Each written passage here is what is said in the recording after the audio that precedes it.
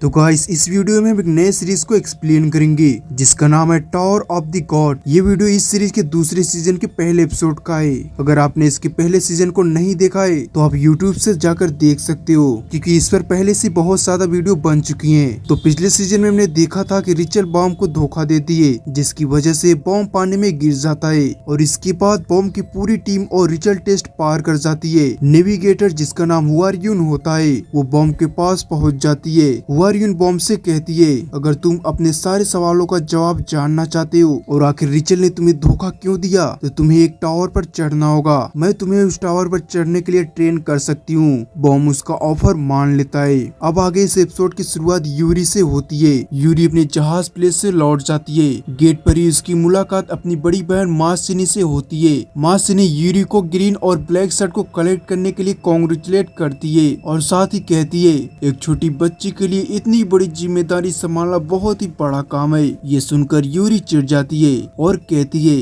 तुम भी तो बूढ़ी हो रही हो, तुम भी अपने येलो शर्ट मुझे क्यों नहीं दे देती। ऐसा बोलकर यूरी वहाँ से चली जाती है। इसके बाद यूरी अपनी एक और बहन के पास जाती है जिसका नाम रेपलिस्टा होता है। रेपलिस्टा अपने लैपटॉप पर कुछ कर रही होती है। यूरी को देखकर रेपलिस्टा उसे कांग्रेचुलेट करती है और कहती है, केवल गैरे में एक थी जिसके पास 2 शर्ट थी, अब जब तुम्हारे पास भी 2 शर्ट आ गई है तो तुम बाकी की शर्ट को कलेक्ट क्यों नहीं करती। इस पर यूरी कहती है, मुझे इसमें कोई इंटरेस्ट नहीं है। इसके बाद यूरी रेप्टा से बॉम्ब को ढूंढने के लिए कहती है। रेप्टा कहती है, बॉम्ब तो मर चुका है। यूरी कहती है, मैंने बॉम्ब के अंदर कुछ स्पेशल देखा है, वो इतनी जल्दी नहीं मर सकता। पर रेप्टा कहती है, ठीक है, मैं तुम्हारे लिए उसे ढूंढ सकती हूँ, इसके बदले तुम्हें मेरा एक काम करना होगा। जिस पर यूरी रेप्टा को हाँ कर देती है। यूरी के जाते ही रेपलिस्टा के कमरे में चारों तरफ छोटे छोटे ब्लॉक बनना शुरू हो जाती हैं। रेपलिस्टा कहती है कि फाइनली जहाज प्रिंस वापस लौटने वाले हैं। अगले सीन में हम एक टावर के 20वीं फ्लोर पर शिफ्ट होते हैं। हमें बताया जाता है कि जो लोग टावर पर चढ़ने के लिए आए हैं उनका अगला टेस्ट यहाँ पर होगा। इन सभी को इस टेस्ट में कम से कम ई रैंक लानी होगी,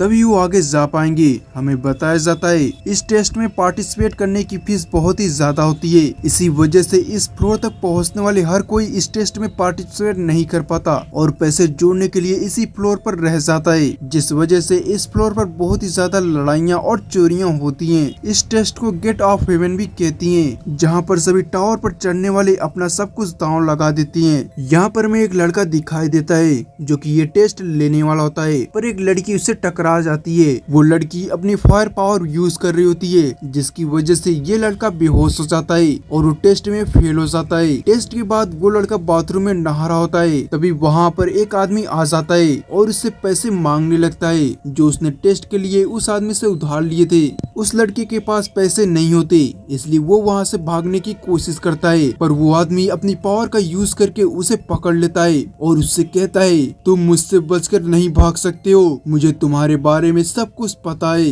इसके बाद हमें बताया जाता है कि इस लड़के ने आदमी से कई बार टेस्ट के लिए पैसे उधार लिए थे, लेकिन वो एक भी बार टेस्ट में पास नहीं हो पाया। लड़का उस आदमी से माफी मांगता है। इस पर वो आदमी लड़के को एक और मौका देकर छोड़ देता है और साथ में ही एक कॉन्ट्रैक्ट साइन भी करवा लेता है। और इस कॉन्ट्रैक्ट के अकॉर्डिंग अगर वो लड़का उस आदमी के पैसे वापस नहीं चुका पाता तो वो आदमी लड़के के बॉडी पार्ट को बेचकर उसे पैसे वसूल कर लेगा। आगे लड़के के घर पर एक छोटी लड़की आती है जो फूड डिलीवरी का काम करती है। वो लड़की इस लड़के के लिए खाना लाई होती है। वो लड़की आदमी को देखकर उस लड़के से पूछती है कि आखिर क्या चल रहा है, जिस पर लड़का उसे सब कुछ बता देता है। लड़की कहती है, मैंने भी तो 2-3 बार टेस्ट दिया था पर मैं भी फेल हो गई। हमें उस लड़के के हाथ पर एक रिंग दिखाई जाती है। इस रिंग पर 3 आइस बनी होती है और हमें यही सेम सिंबल एपिसोड के स्टार्टिंग में जट्स प्लेस पर भी बना हुआ दिखाया जाता है। आगे लड़का अपना खाना खत्म कर लेता है और लड़की उस लड़के को ऑल द बेस्ट बोलकर वहाँ से चली जाती है।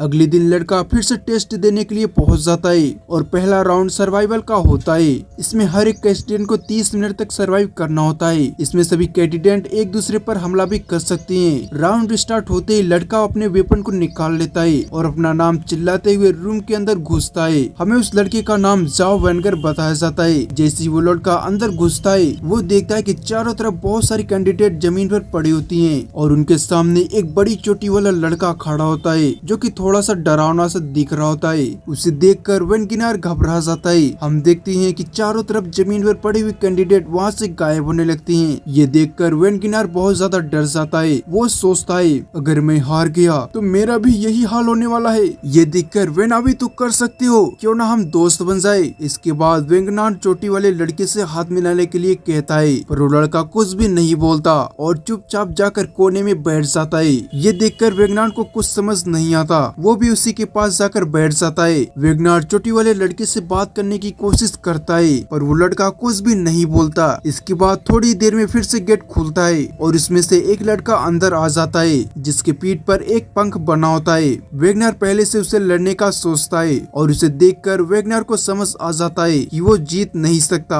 इसलिए वेगनर जो चोटी वाले लड़के से कहा था वही सेम चीज वेगनर पंख वाले लड़के से भी कह देता है। इसके बाद तीनों लोग शांति से बैठ जाते हैं। अगली बार एक लड़की अंदर आती है। वेगनर उसके साथ भी डील कर लेता है और अब वहाँ पर 4 लोग बैठे होते हैं। थोड़ी देर में एक और लड़की अंदर आती है। पिछली लड़की इस लड़की को जानती होती है। हम देखते हैं कि पंख वाला लड़का नई लड़की को लाइक करने लगता है। अब वहाँ पर टोटल 5 लोग बैठे होते हैं। वेगनार सोचता है ये टेस्ट इतना सिंपल कैसे हो सकता है, आखिर इन लोगों को बिल्कुल भी चिंता क्यों नहीं हो रही है। हमें तो एक दूसरे को खत्म करना था जिससे कंपटीशन कम हो जाए। ये सोचकर वेंडर खड़ा होकर दोनों लड़कियों पर चिल्लाने लगता है और कहता है मैं यहाँ पर अपनी लाइफ जोकिंग में डाल रहा हूँ और तुम लोगों को देखो कैसी दोस्ती यारी चल रही है। इसके बाद वेंडर छोटी लड़की की तरफ देखता है। तुम ये मत बोलो कि लोग यहाँ पर पहुँचने के लिए पहले तो अपने दोस्तों की हेल्प लेती हैं, फिर बाद में उनके साथ यूजलेस हो जाती हैं, जो उन्हें छोड़ देती हैं। वेगनार की बात सुनकर छोटी लड़की रोने लगती है और वो छोटी लड़की कहती है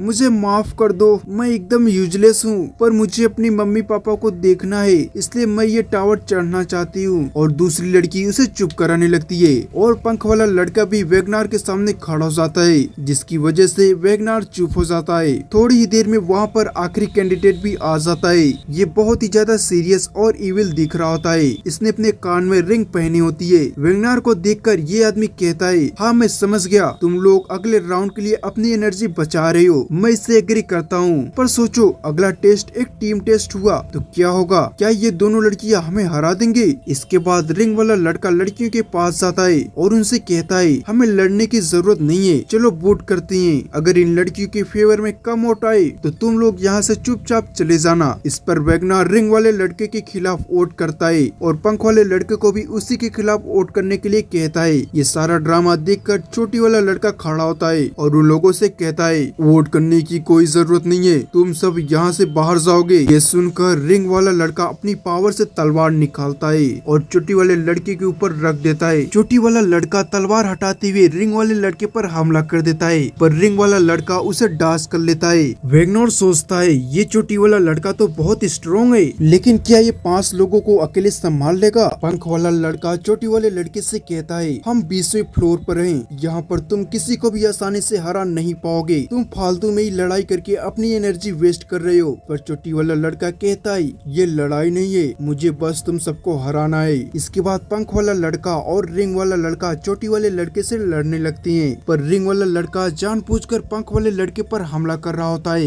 ये देखकर पंख वाला लड़का छोटी वाले लड़के को छोड़कर रिंग वाले लड़के से लड़ने लगता है। इसका फायदा उठाकर छोटी वाला लड़का उन दोनों पर अपनी पावर का यूज करता है जिससे एक तेज धमाका होता है। हम देखते हैं छोटी वाला लड़का बॉम्ब के जैसे वेब कंट्रोलर होता है, साथ ही उसने एक ड्रेस पहनी होती है जिस पर एक निशान बना होता है। ये निशान जाट फैमिली को अप्रोच करने वाले ग्रुप्स का होता है। लड़की बताती है कि ये लोग पूरे टावर पर क्राइम फैलाते हैं, अगर ये सही में वही है तो हम सभी लोग मारे जाएंगे। इसके बाद दोनों लड़कियां और वेंड्रॉर इस छोटी वाले लड़की की पावर को देखकर रिंग वाले और पंख वाले लड़के से समझौता कर लेती हैं और एक साथ मिलकर छोटी वाले लड़के से लड़ने लगती हैं। पंख वाला लड़का छोटी वाले लड़के को रोकते हुए उसे पकड़ लेता है। इसके बाद रिंग वाला लड़का छोटी वाले लड़के पर हमला कर देता है और छोटी वाला लड़का पंख वाले लड़के को झटका देते हुए छूट जाता है और रिंग वाले लड़के के हमले को रोकते हुए उन दोनों पर हमला करता है, जिससे दोनों लोग दूर दीवार से जाकर टकरा जाते हैं और अब केवल 30 सेकंड ही बचे होते हैं। वेगनर लड़कियों से कहता है अगर हम बस 30 सेकंड तक छोटी वाले